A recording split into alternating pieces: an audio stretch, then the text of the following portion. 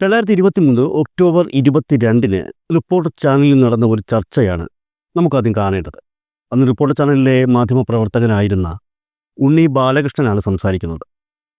ഇക്കഴിഞ്ഞ ദിവസം സുപ്രീം കോടതി എടുത്തു കുടഞ്ഞു പറഞ്ഞുവിട്ട MLA മാത്യു കുഴൽനാടനെ സംബന്ധിച്ചുള്ള കുറച്ച് കാര്യങ്ങളാണ് ഈ ഉണ്ണി പറയുന്നത്. കുഴൽനാടന് പിഴച്ചു എന്ന് നമ്മൾ ഇന്നലെ തന്നെ ഒരു തീരുമാനത്തിലെത്തിയതാണ്. ഇപ്പോൾ CPM കൂടി പറഞ്ഞ സ്ഥിതിക്ക് അതെ അത് ഒന്നുകൂടി ഉറപ്പിക്കാം. കാരണം വെച്ചാൽ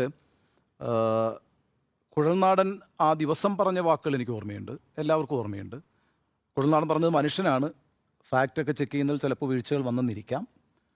അങ്ങനെ സംഭവിക്കുന്ന പക്ഷം ഇതേപോലെ തന്നെയാണ് നിങ്ങളുടെ മുമ്പിൽ വന്ന് വീണ എന്ന സംരംഭക എന്നാണ് അദ്ദേഹം ഉപയോഗിച്ചത്. വീണ എന്ന സംരംഭകയോട് മാപ്പ് പറയാൻ തയ്യാറാണ് എന്നാണ് അദ്ദേഹം പറഞ്ഞത്. അപ്പോൾ ഇപ്പോൾ GST അടച്ചിരിക്കുന്നു എന്ന രേഖകൾ പുറത്തു വന്ന സ്ഥിതിക്ക് ഇപ്പോൾ AK ബാലൻ ആവശ്യപ്പെട്ട പോലെ മാത്യു കുഴൽനാടനാണ് ഇക്കാര്യത്തിൽ തീരുമാനം എടുക്കേണ്ടത്, മാപ്പ് പറയണോ വേണ്ടയോ എന്നൊക്കെ ഉള്ളത്. പക്ഷേ ഇക്കാര്യത്തിലൊരു പിഴവ് പറ്റി, മാത്യു കുഴൽനാടൻ മാപ്പ് പറയേണ്ടതാണ് എന്നാണ് എൻ്റെ ഒരു അഭിപ്രായം. മാത്യു കുഴൽനാടൻ വീണയോട് മാത്രം മാപ്പ് പറഞ്ഞാൽ പോരാ, കോൺഗ്രസിനോടും മാപ്പ് പറയണം. കാരണം ഇതിൻ്റെ യഥാർത്ഥ പ്രശ്നം അവിടെ ആ ശ്രദ്ധാകേന്ദ്രത്തിൽ നിന്ന് മാറി താരതമ്യേന ദുർബലമായൊരു വിഷയത്തിലേക്ക് ഇതിനെ കൊണ്ടുപോയി. അവിടെ CPMനൊരു വലിയ വിജയം ലഭിച്ചു. നോക്കൂ, ഇപ്പോൾ അടുത്ത ദിവസങ്ങളിൽ തന്നെ കേരളത്തിലെ കോൺഗ്രസ് പാർട്ടി ഈ ലോക്സഭാ തെരഞ്ഞെടുപ്പിനെ മുന്നിൽ നിർത്തിക്കൊണ്ട് വിവിധ മണ്ഡലങ്ങളിലേക്ക് യാത്ര ചെയ്യുകയാണ്, സർക്കാരിനെ വിചാരണ ചെയ്യാൻ പോവുകയാണ്. 3 പ്രധാനപ്പെട്ട വിഷയങ്ങൾ ഉന്നയിച്ചുകൊണ്ടാണ് കോൺഗ്രസ് സർക്കാരിനെ വിചാരണ ചെയ്യാൻ പോകുന്നത്. 1 AI ക്യാമറയിലെ അഴിമതി, 2 K ഫോണിലെ അഴിമതി, 3 മാസപ്പടി വിവാദം. ഈ മൂന്നാമത്തെ വിഷയത്തിൽ വളരെ പ്രധാനപ്പെട്ടൊരു വിഷയം ഇതിനകത്തുണ്ട് എന്ന കാര്യത്തിൽ തർക്കമില്ല. അതിൽ താരതമ്യേന ദുർബലമായൊരു വിഷയം എടുത്തു വെച്ച് അതിൻ്റെ മേളിലൊരു വെല്ലുവിളി നടത്തി. ആ വെല്ലുവിളിയുടെ അടിസ്ഥാനത്തിൽ ഇപ്പോൾ വിവരാവകാശ നിയമത്തിൻ്റെ അടിസ്ഥാനത്തിൽ ആ രേഖകൾ പുറത്തു വന്ന് യഥാർത്ഥത്തിൽ CPM പ്രതിരോധത്തിലാകേണ്ട ഒരു വിഷയത്തിൽ CPMന് രാഷ്ട്രീയമായി ഉപയോഗിക്കാൻ കഴിയുന്നൊരു നല്ല ആയുധം അവരുടെ കയ്യിൽ വെച്ച് കൊടുത്ത് കോൺഗ്രസ് പാർട്ടിയെ പ്രതിരോധത്തിലാക്കിയതിന് മാത്യു കുഴൽനാടൻ പാർട്ടിയോടും മാപ്പ് പറയണം എന്നൊരു അഭിപ്രായം എനിക്കുള്ളത്. കാരണം ഈ കാര്യത്തിൽ അനാവശ്യമായ എടുത്തിയാട്ടം തുടക്കം മുതൽ തന്നെ മാത്യു ചെയ്തിട്ടുണ്ട്. കാരണം വെച്ചാൽ ഈ പ്രശ്നം കോൺഗ്രസുമായി പോലും ചർച്ച ചെയ്യാതെ, കോൺഗ്രസ് നേതൃത്വമായി പോലും ചർച്ച ചെയ്യാതെ ഭൂപതിവ് നിയമം ചർച്ച ചെയ്തുകൊണ്ടിരിക്കുന്ന നിയമസഭയുടെ വേദിയിൽ അദ്ദേഹം ഉന്നയിക്കുകയാണ്. അതിന് അദ്ദേഹത്തിന് റൈറ്റ് ഉണ്ടാവാം, ഉന്നയിച്ചു കൊള്ളട്ടെ. അക്കാര്യത്തിൽ തന്നെ അന്ന് കോൺഗ്രസിന് മുറുമുറുപ്പുണ്ട്, ഇത് ഇങ്ങനെ ആയിരുന്നില്ല ഉന്നയിക്കേണ്ടിയിരുന്നതെന്ന്. അപ്പോൾ ഇത്തരമൊരു കാര്യത്തിൻ്റെ ചാമ്പ്യനായിട്ട് ആ കോസ് എടുത്ത് അത് ചാമ്പ്യൻ ചെയ്യാനുള്ളൊരു ധൃതി അദ്ദേഹം കാണിച്ചിട്ടുണ്ട്. ഒരു രാഷ്ട്രീയ പ്രവർത്തനം എന്ന നിലയിൽ അദ്ദേഹം അങ്ങനെ കാണിക്കുന്നതിനകത്തൊന്നും തെറ്റില്ല, ഇതൊരു വളരെ പ്രധാനപ്പെട്ട വിഷയം തന്നെയാണ്. പക്ഷേ അതിൻ്റെ ആദ്യഘട്ടത്തിൽ അദ്ദേഹത്തിന് അതിനകത്ത് കോൺഗ്രസിൻ്റെ ഒരു പിന്തുണ പോലും ഉണ്ടായിരുന്നില്ല.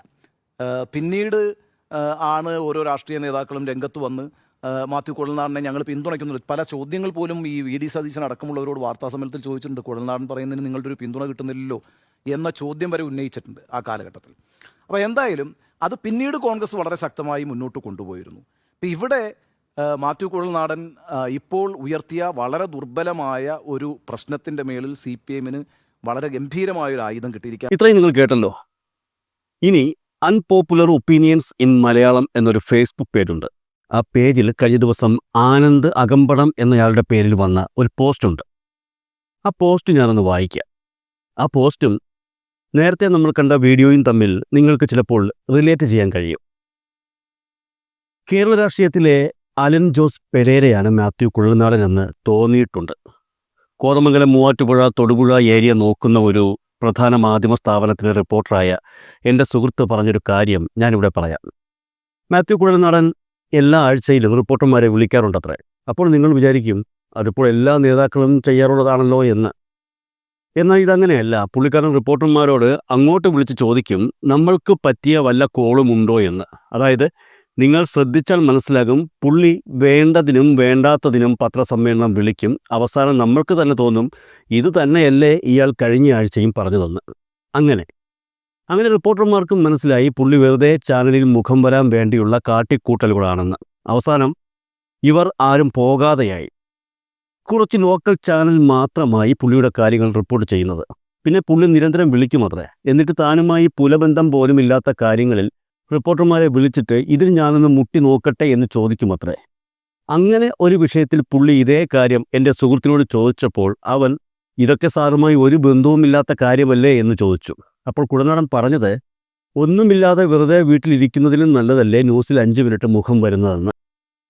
അതുപോലെ വീണ വിജയൻ്റെ ഇഷ്യൂ പുള്ളി ഏറ്റെടുത്ത് എല്ലാ കോടതിയിൽ നിന്നും ഈ പുള്ളിക്ക് വിമർശനം വന്നു കഴിഞ്ഞുള്ള ഒരു ഫോൺ വിളിയിൽ കുഴൽനാടൻ പറഞ്ഞത്രേ സുപ്രീം കോടതിയിൽ പോകുന്നുണ്ടെന്ന്. അപ്പോൾ എൻ്റെ ഫ്രണ്ട് ചോദിച്ചു, സാറേ അത് അവിടെ നിൽക്കുമെന്ന് തോന്നുന്നുണ്ടോ എന്ന്. അപ്പോൾ പുള്ളി പറഞ്ഞത്, കോടതിയിൽ വന്നാൽ അത് മാധ്യമങ്ങൾ ചർച്ച ചെയ്യും, 1-2 പ്രാവശ്യം നീട്ടി വച്ചാലും മതി, അപ്പോഴേക്കും ഇലക്ഷൻ വരും, അപ്പോൾ അത് നിങ്ങൾ മാധ്യമങ്ങൾ വിചാരിച്ചാൽ നല്ല മൈലേജ് ആവുകയും ചെയ്യുമെന്ന്. പക്ഷേ പുള്ളിയുടെ കണക്കുകൂട്ടൽ തെറ്റി. സുപ്രീം കോടതി പുള്ളിയെ അടിച്ചില്ല എന്നേ ഉള്ളൂ. തീർന്നില്ല, നിങ്ങൾ കാണണം. ഇതെല്ലാം കഴിഞ്ഞ് പുള്ളിയെ നിയമസഭയിൽ വച്ച് മന്ത്രി പി രാജീവ് ഇദ്ദേഹം കേരളത്തിന് ചെയ്ത സേവന പ്രവർത്തനങ്ങൾ ഒന്ന് അനുസ്മരിച്ചിട്ടുണ്ട്. സാർ, കേരളത്തിന്റെ ചരിത്രത്തിൽ കോടതികളിൽ നിന്ന് ഇതേപോലെ തിരിച്ചടിയേറ്റ ഒരു പ്രതിപക്ഷവും ഇല്ല എന്ന കാര്യം നമ്മൾ കാണണം. സാർ, കെ ഫോണിന്റെ കേസ് വന്നു കഴിഞ്ഞ ഘട്ടത്തിൽ കേരളത്തിന്റെ ഹൈക്കോടതി ചോദിച്ചു, പ്രതിപക്ഷത്തിനുള്ളത് പബ്ലിക് ഇൻട്രസ്റ്റ് ആണോ പബ്ലിസിറ്റി ഇൻട്രസ്റ്റ് ആണോ എന്ന് ചോദിക്കുകയുണ്ടായി. ആ പബ്ലിസിറ്റി ഇൻട്രസ്റ്റ് മാത്രമാണ് ഈ ഇവിടെ കാണിക്കുന്ന കോലാഹലത്തിന് പുറകിലുള്ളതും പബ്ലിസിറ്റി ഇൻട്രസ്റ്റ് മാത്രമാണ് എന്ന് കാണണം.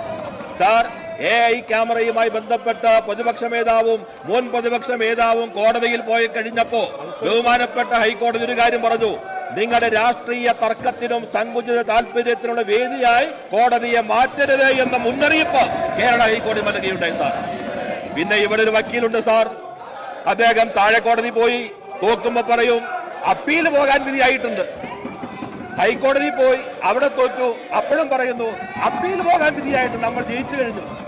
പിന്നെ സുപ്രീം കോടതി പോയപ്പോ സുപ്രീം കോടതിയുടെ ഇതേവരെയുള്ള ചരിത്രത്തിൽ ഒരു നിയമസഭാ സാമാജികനോട് ചോദിക്കുകയാണ് 10 ലക്ഷം രൂപ ഫൈൻ അടിക്കണമോ എന്ന് ചോദിച്ച ചരിത്രം കേരളത്തിന്റെ സുപ്രീം കോടതിയുടെ ചരിത്രത്തിൽ ഇതേവരെയില്ല സാർ. സ്വന്തമായിട്ട് ഓഫീസുണ്ട് സാർ, സ്വന്തമായി വാദിക്കുന്നയാളാണ് സാർ.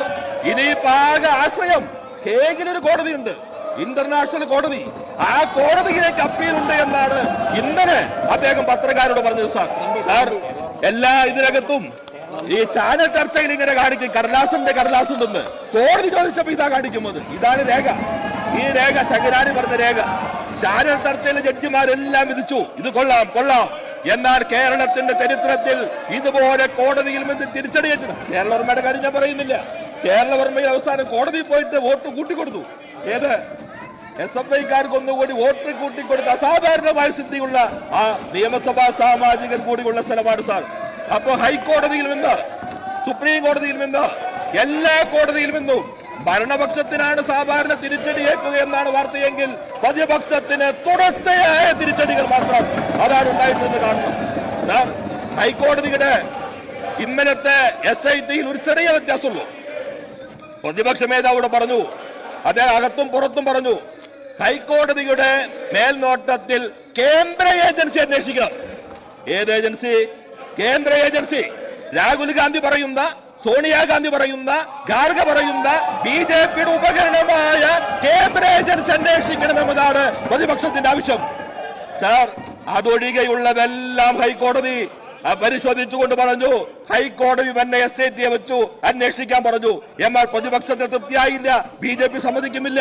BJPയുടെ ആവശ്യം ഇവിടെ നിയമസഭയ്ക്കകത്ത് അവതരിപ്പിക്കുന്നവരായി ഈ സഖ്യം മാറിയിരിക്കുന്നത് ജനാധിപത്യത്തെ സംബന്ധിച്ച് അങ്ങേയറ്റം പ്രതിഷേധാർഹമാണ് എന്നാണ് ചൂണ്ടിക്കാണിക്കാനുള്ളത്.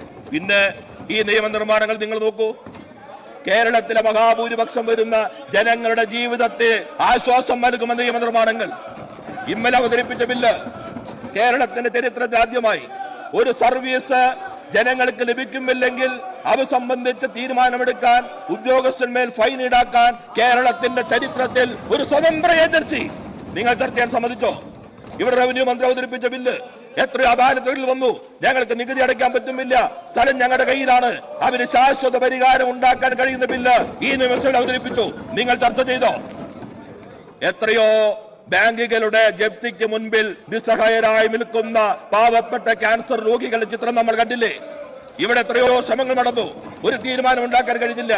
കേരളത്തിന്റെ ഇന്ത്യയുടെ ചരിത്രത്തിൽ ആദ്യമായി ഏക കിടപ്പാട് സംരക്ഷൺ ബില്ല് കൊണ്ടുപോകുന്ന സർക്കാർ പിണറായി നയിക്കുന്ന ഈ LDF സർക്കാരാണ് സാർ. അതെങ്കിലും നിങ്ങളൊന്ന് ചർച്ച ചെയ്യാൻ അനുവദിക്കണമായിരുന്നില്ലേ? അപ്പോൾ ജനങ്ങളുടെ ജീവിത പ്രശ്നങ്ങളെ സംബന്ധിച്ച് ഒന്നും തന്നെ ചർച്ച ചെയ്യേണ്ടതില്ല.